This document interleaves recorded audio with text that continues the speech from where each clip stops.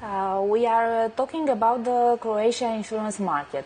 Can you tell us what are the main challenges that the crisis brought to your market? Was the Croatia affected by the economic turmoil that affected all the Europe? Of course, Croatia was also affected by the crisis, and we are seeing the fourth year already a decrease in premium. It's not a significant decrease, but still we don't see very good numbers. Currently, Croatian market consists of 1.2 billion euro premium, and I think this is a very stable number. However, we are not really that satisfied. We would like to see these numbers increased. Of course, due to the crisis and the international developments, we are seeing a decrease in life insurance premium and non-life insurance premium. But however, we have to say that the market is very stable. Do you think that 2013 will bring the growth? Or? Well, we are not really projecting growth right now, but we could really see that maybe there could be some signs of recovery. But it's only mainly connected to the economic growth and economic recovery. So if we don't see a significant recovery in this respect, we don't see really increase in premium. However, we foresee that stable premium level will be maintained also during 2013. Croatia will join EU very soon. How do you think this will affect your country and, of course, the insurance market? Is the legislation put in order with the EU regulations? Yes, mainly the regulations and legislation is already covered by the EU legislation. However, we are in the middle of changing two significant laws, and one is the insurance law and the other one is the MTPL law. And of course, we are fine-tuning the final things which need to be in order to fully accept the EU law. So these changes are currently being prepared.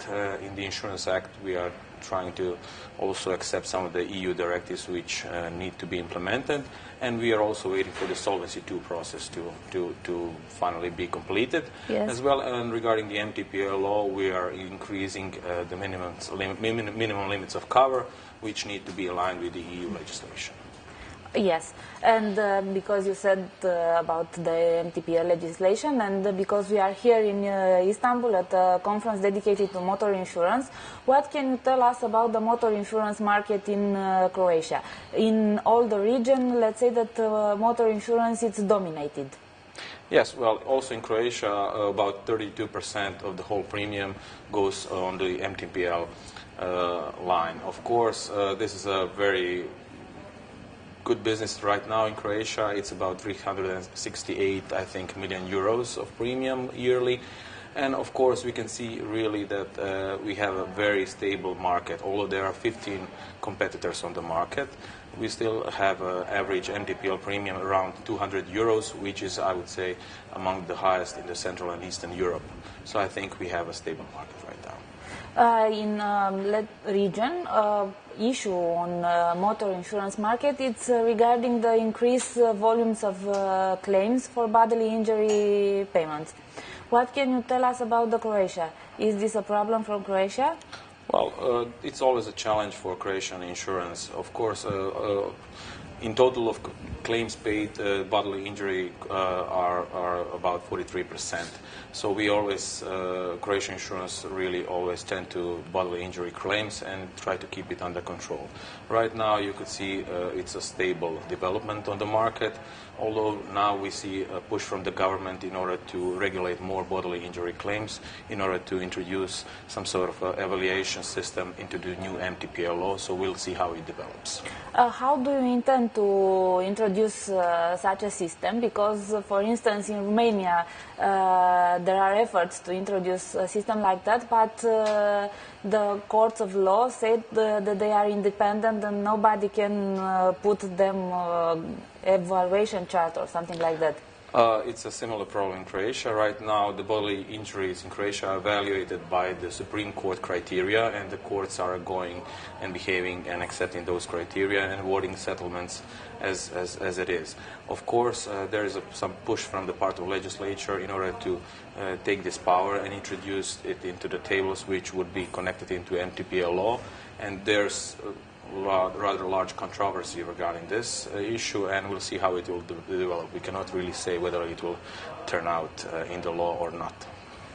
Coming back to the themes of this conference from Istanbul, what can you tell us about the fraud issue in Croatia? Is this a problem for the insurance? Is it affecting their businesses? Well, fraud is universal. Fraud, insurance fraud is everywhere, of course. Fraud is affecting the business of Croatian insurance.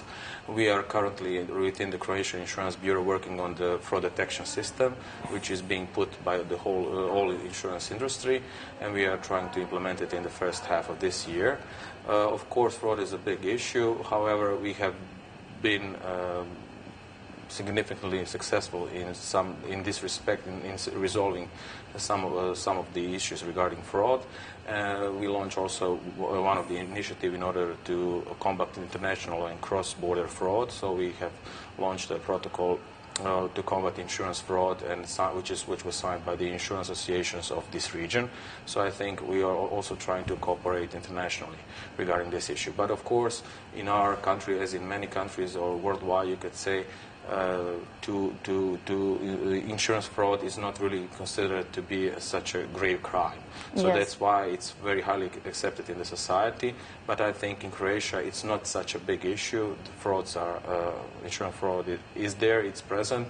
We are trying to control it, but it will always be there. But the insurance companies are really fighting on it. Okay. Another issue that I want to ask you is regarding, as you said, the cross-border cooperation between countries. In many countries, like Romania and Bulgaria, for instance, the claims are a cross-border problem. Is this an issue for Croatia and other countries, for CE or something like that? No, Croatian insurance companies have always been really up to the point when it comes to settling cross-border claims. So we are really functioning well within the green card system. We have no cross-border issues with none of the countries. So I think we are very successful in this respect and have been for so many years. You said earlier that it's very important for the countries, for the Bureau to cooperate. And this conference wants to represent a framework for cooperation. How do you think that cooperation can work? Well, any kind of exchange of ideas, exchange of experiences is going to be beneficial for all parties. So tomorrow when we meet at the conference, when we exchange our views on common issues, I would say, when we exchange issues and views of the legislators, of the insurance industry and all the partners of the insurance industry, it will create some of the better know-how and knowledge for all of us. So when we come back home, we can implement one or two new ideas, and I think getting to know people right and picking up the phone will probably improve our cross-border cooperation in the future as well. Okay, thank you very much. Thank you very much.